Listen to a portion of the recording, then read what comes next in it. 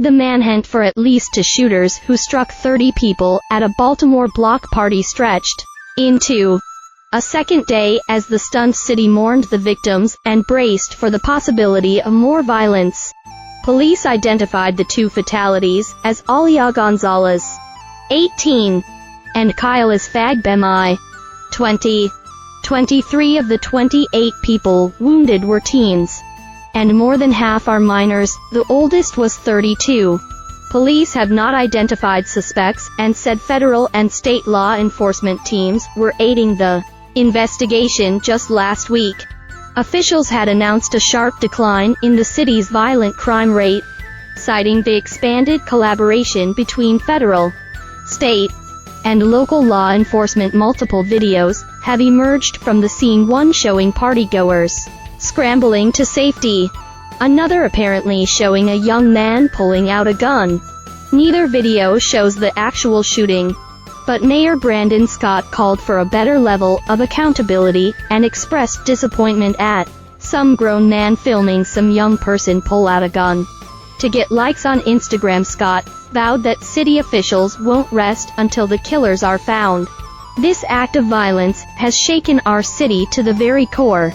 He said, "We are all grappling with the shock, pain and trauma that accompanies such a heinous act of destruction." Some residents raised concerns about a lack of police presence at the event, but acting Baltimore Police Commissioner Rich Worley said the event was not permitted and police were unaware it was taking place until hours before the shooting. No suspects have been detained. Investigators were reviewing video from the scene and talking to witnesses to try to identify the shooters.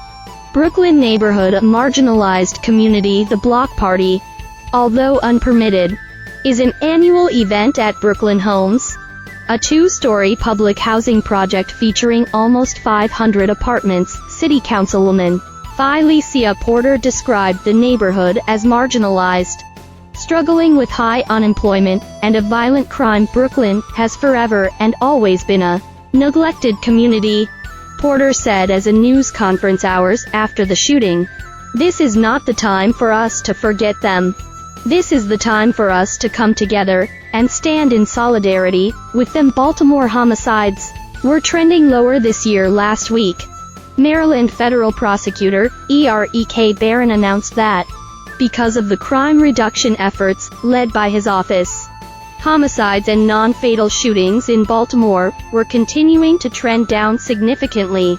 For the first half of 2023, homicides were down 20.2% and non-fatal shootings down 12.6%. We have much more work to do, but law enforcement and community collaboration, innovation, and evidence-based initiatives are making neighborhoods safer, Barron said Thursday. How the Baltimore shooting unfolded. The shooting took place just after 12:30 a.m. in the Brooklyn Homes neighborhood of South Baltimore. Gonzalez was declared dead at the scene, and 9 victims were transported by ambulance. Worley said 20 victims transported themselves to area hospitals with injuries from the shooting.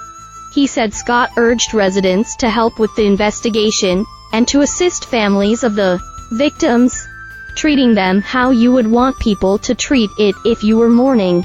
If this was your neighborhood, and he had a warning for the killers, I want those who are responsible to hear me, and hear me very clearly. Scott said, "We will not stop until we find you, and we will find you. Until then, I hope that every single breath you take, that you think about the lives that you took, think about the lives that you impacted here tonight."